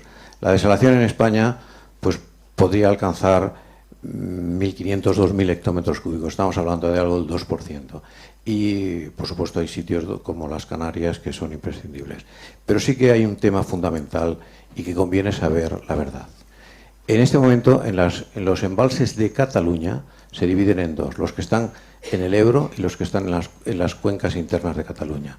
Los que están en las cuencas internas de Cataluña, es decir, el Ter, el Muga y el Llobregat, en este momento están al 18%. La media de los últimos 10 años era el 75%. ¿Sabe por qué? Porque ahí van más avanzados en el caudal ecológico. Y entonces se ha marcado un caudal ecológico para el Muga, el Ter y el Llobregat en suma de 11,36 metros cúbicos por segundo. Quiere decir que se han vertido más de 350 hectómetros al año en estos, y lo que hace que, haciendo una raya en el Ebro, los embalses de Cataluña, del Ebro, Mequinenza, Ribarroja fundamentalmente, están por encima del 97%. Entonces hay que ser muy cuidadoso en los temas de la demagogia. La demagogia de los caudales ecológicos lleva a la sequía, a la falta de agua para beber en Barcelona, en Cataluña, cuando los embalses catalanes del Ebro están en el 100%. Mequinenza y Ribarroja, porque están vertiendo. Si fueran más grandes tendrían más agua acumulada. Y eso conviene que la gente lo sepa. Y los medios no lo transmiten, no lo comunican, porque está en contra de las líneas dominantes ideológicas en España, que yo creo que las ideologías son excelentes, pero deben de coincidir con la realidad. Y eso es lo único que quería decir. Por supuesto. En el tema del agua, a mi entender, debe de haber un pacto que al menos estén apoyados por 300 diputados. Y no solo por la cantidad de diputados, sino por la duración. Cualquier pacto de este debe de tener al menos una duración de 25 años, porque no se está hablando de unos temas de legislatura. O sea, si alguien está hablando con una mente de legislatura de 4 años, de tal, no. Eso tiene que tener un pacto de 300 diputados y 25 años de duración, si no, es imposible. Sí, abundando con lo que decía don Luis Rivero. Ay, perdón. Perdón. No, era solo decir que los caudales ecológicos, que no hemos tocado el tema, eso también es algo que había que recalcular y revisar, los planes hidrológicos que se acaban de actualizar hace muy poco, porque no se había hecho ni un estudio de lo que eso supone. Los caudales ecológicos, gracias a la cátedra del profesor Luis Garrote, se ha hecho un estudio donde más o menos se deduce que supone un 16% del total de agua de las demandas de todos los usos. 16%. En época de sequía, donde por ejemplo los regantes, como ha ocurrido en el Guadalquivir el año pasado, utilizamos un 12% de la dotación de un año normal, puede equivaler a lo mejor al 60-70% de ese orden de la dotación por consecuencia del caudal ecológico. Y además están mal enfocados, porque en teoría si lo que se trata es de devolver los ríos a un estado natural, muchísimos de nuestros ríos estarían secos durante el verano. Muchos de nuestros ríos y afluentes, muchísimos. Sin embargo, todos llevan agua. ¿Gracias a qué? A esos embalses que se han construido, financiados por los usuarios fundamentalmente de regadío, que siguen pagando costes, etcétera, y cuando llegan las sequías suponen por los caudales ecológicos que muchos se queden sin regar. Y no están evaluados, no se sabe Y además, ya le digo, además, o sea, de un embalse a lo mejor se está desembalsando más agua en plena sequía de la que está entrando en la cabecera. En plena sequía, este año, hace 2 meses, hace un mes. O sea, que eso habría que reestudiarlo porque no se ha estudiado bien. Última pregunta.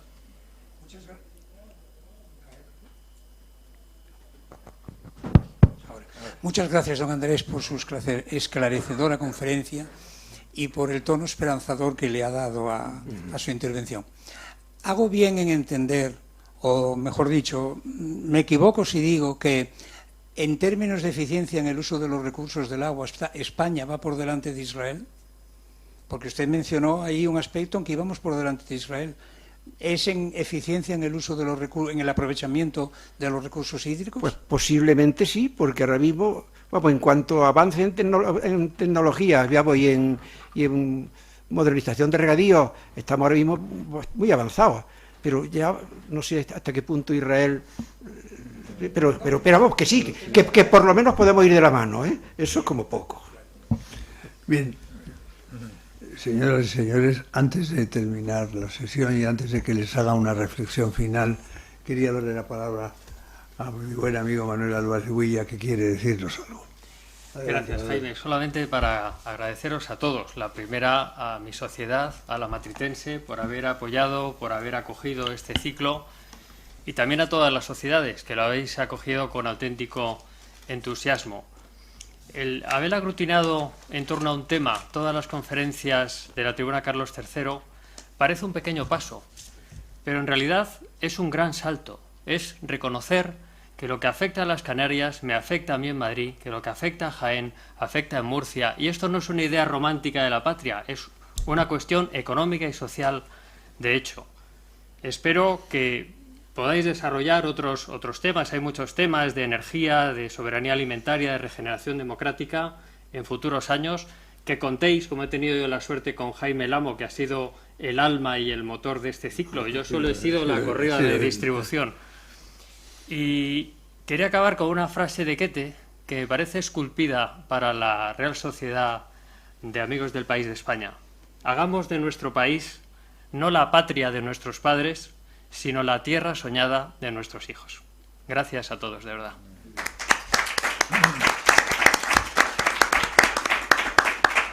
Muchas gracias, querido Manuel, por tus palabras y por todo el trabajo que has desarrollado para que hayamos llegado hasta aquí. Y muchas gracias a todos vosotros, los que habéis intervenido. Muchas gracias a Andrés por su magnífica conferencia, a nuestro presidente, el señor Mesa, por su participación y a todos vosotros por vuestras intervenciones. Me gustaría solamente hacer alguna reflexión final. Si sumamos todo lo que se ha dicho, podemos sacar conclusiones absolutamente dispersas y diversas. Y sin embargo, casi todos los que estamos aquí, y yo conozco bien el pensamiento de casi todos los que estamos aquí, sé que coincidimos en lo esencial.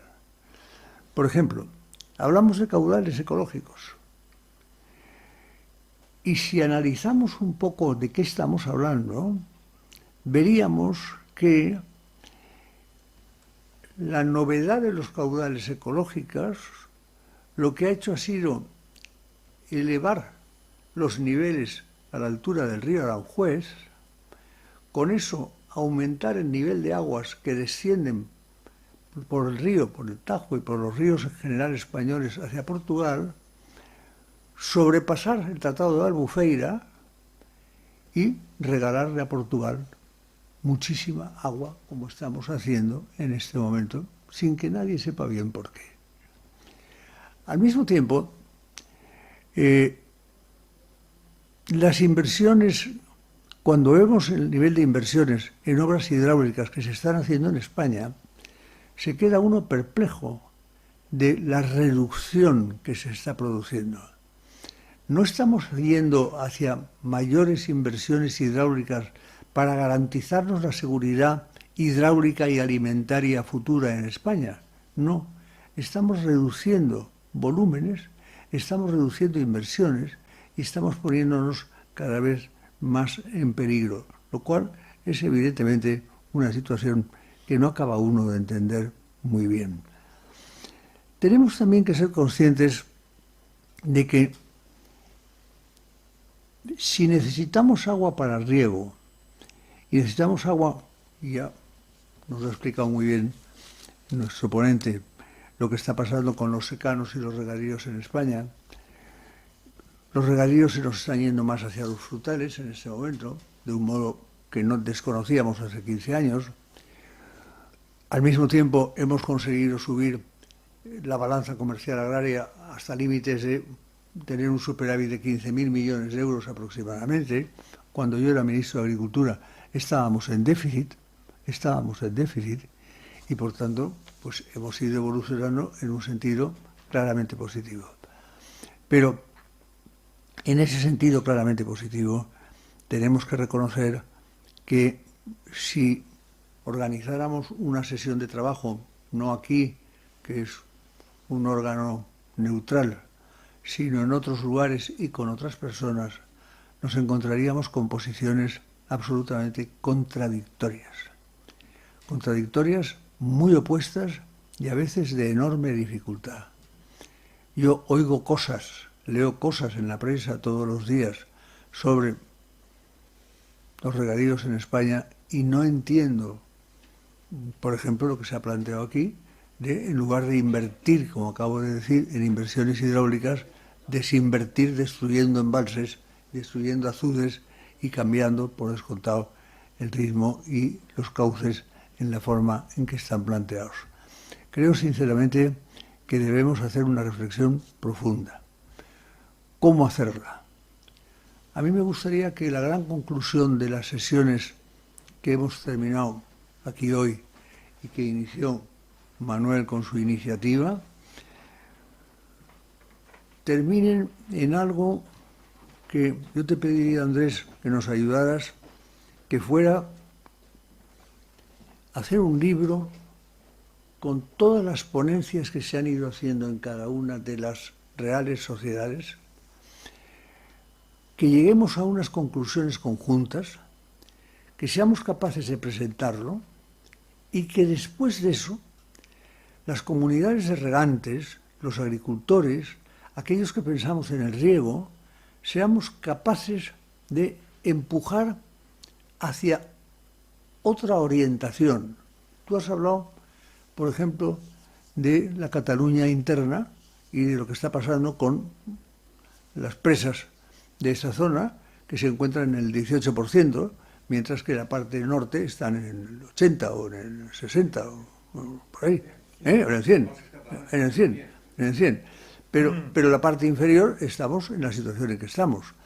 Y cuando estamos en esa situación en que estamos, unos dicen, hay que llevar agua en buques cisternas desde Valencia.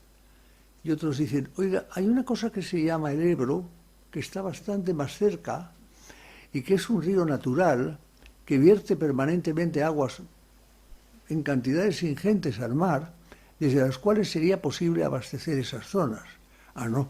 Entonces empiezan a aparecer problemas políticos, a veces con poco sustento, pero con mucha fuerza política detrás, que son capaces de cambiar el rumbo, el rumbo de cómo debe llevarse la política hidráulica en España.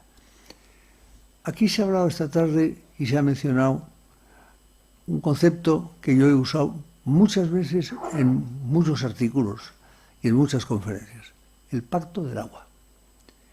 No vamos bien si no somos capaces de hacer un gran pacto del agua en España. No vamos bien.